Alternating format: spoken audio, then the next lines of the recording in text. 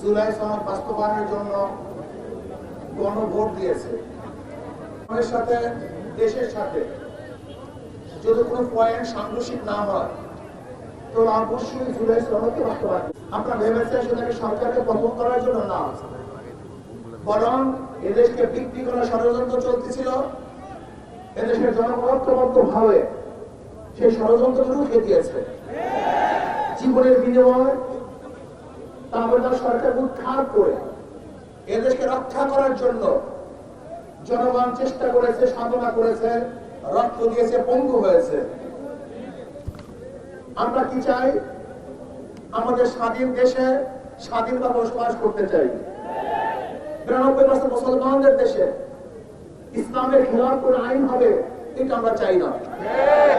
সাম্প্রদায়িক সম্প্রীতির এই দেশ আমরা চাই না এখানে হিন্দু, মুসলমান, খ্রিস্টান, বৌদ্ধ কেউ কোন অবস্থাতে অ্যাসাল্ট হোক, অপমানিত হোক, অপদস্থ হোক, লাঞ্ছিত হোক, তারা ধর্ম পালন করতে পারবে না, এটা আমরা চাই না। কিন্তু এইটা আমরা চাই না যে ধর্মের নামে ধর্মকে আড়াল করে সামনে রেখে এদেরকে বিক্রি করার ষড়যন্ত্র করবে, সেটা আমরা চাই না। আপনারা জানেন বাংলার মানুষ কিন্তু যারা হিন্দু সম্প্রদায় তারা কিন্তু দেবী ভক্ত, রাম ভক্ত না। আপনাদের অনেকেরই জানা নেই যে হিন্দুদের মধ্যে সমস্ত হিন্দুরা কিন্তু একই দেবীর, একই ভূতের, একই মূর্তির ভক্ত হয় না। এক এক এলাকায় এক এক ধরনের মূর্তি তারা ভক্ত হয়। যেমন বাংলার মধ্যে সবচেয়ে বেশি দেবী ভক্ত, কিন্তু ইউপির মধ্যে এবং মুদির এলাকায় সেখানে তারা রামের ভক্ত। বাংলাদেশ হলো দেবীর ভক্ত, মুদির গুরু তারা হলো রামের ভক্ত। এখানে দেবী মূর্তি স্থাপন না করে রামের মূর্তি স্থাপন করার কারণটা কি একদম চিন্তা করেছেন? এই চিন্তা কিন্তু অনেকেই করেন নেই। এখানে দেবী এবং রাম উদ্দেশ্য নয়, এখানে উদ্দেশ্য নয় দেশটাকে গ্রাস করা, দেশটাকে দখল করা। আজকে আমাদের স্বরাষ্ট্রমন্ত্রী যারা এই দেশকে প্রদেশ বানাতে চায়, ভাগ করতে চায়, তাদের বক্তব্যকে সিলিবক টান বলেছেন, সিলিবক টান হয়ে গেছে। কিন্তু আবার নতুন ভাবে জঙ্গি সৃষ্টি করতেছে। এই দেখেছেন কয়েকদিন আগে জঙ্গি নাটক শুরু হয়েছে। এই জঙ্গি নাটক এটা বাংলাদেশের কোন সংস্কৃতি নয়, এটা ভারতের এক সংস্কৃতি।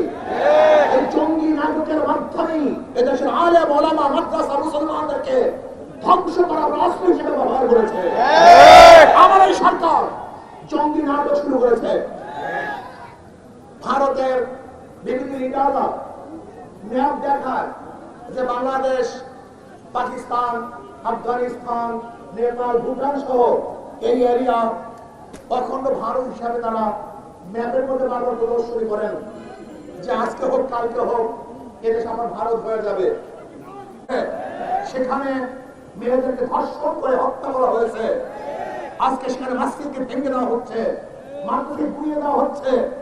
আজকে জোরপূর্বক মুসলমানদেরকে সিংহাম বলতে বাধ্য করা হচ্ছে, এ দেশকে দখল করার হুমকি দিচ্ছে। আমি স্পষ্ট বলবো, বাংলাদেশের মানুষ সজাগ হন, সচেতন হন, এ দেশকে রক্ষা করতে হবে। আমরা জীবন দিয়ে হলে দেশকে রক্ষা করব। যেরকম জীবন দিয়ে, রক্ত দিয়ে আমরা আধিপত্য বিরুদ্ধে আন্দোলন করেছে, সংগ্রাম করেছে, প্রয়োজন আমরা আমার জীবন দিয়ে দেশকে রক্ষা করবো ইনশাআল্লাহ। কোন অবস্থাতেই বিজেপি দেশ দখল করবে, আমাদের দেশে কর্তৃত্ব করবে, বাংলাদেশের মুসলমানের মনে জিন্দা থাকতে এই স্বপ্ন পূরণ করতে দেওয়া হবে ইনশাআল্লাহ। আজকে বাংলাদেশ সরকারকে বলবো, বহু বুক ভরা আশা নিয়ে মানুষ আপনাকে ক্ষমতায় বসিয়েছে, কিন্তু খবরদার যিনি মানুষের সাথে জনগণের প্রতারণা করেন, তামাশা করেন, তার বাংলাদেশের মানুষ 47 রক্ত দিয়েছে, 71 রক্ত দিয়েছে, বারবার রক্ত দিয়েছে, 24 রক্ত দিয়েছে, প্রয়োজন আবার রক্ত দিয়ে আপনার সমস্ত ধ্বংসাত্মক কার্যক্রম থেকে মানুষ ফিরিয়ে দিবেই দিবে ইনশাআল্লাহ। তাই জঙ্গিতা বন্ধ করুন, ইসলাম হুকুমত কায়েম করুন। জুলাই ইসলামের সাথে এবং দেশের সাংঘর্ষিক যে সংঘর্ষ সেই পয়েন্টগুলি নেই, সেই জুলাই বাস্তবায়ন করতে হবে। আল্লাহ আমাকে মতো সবাইকে কবুল করে নেন। আসসালামু আলাইকুম ওয়া রাহমাতুল্লাহ। আল্লাহুম্মা আমিন। রাব্বিরহামহুমা কামা রাব্বায়ানি সগীরা।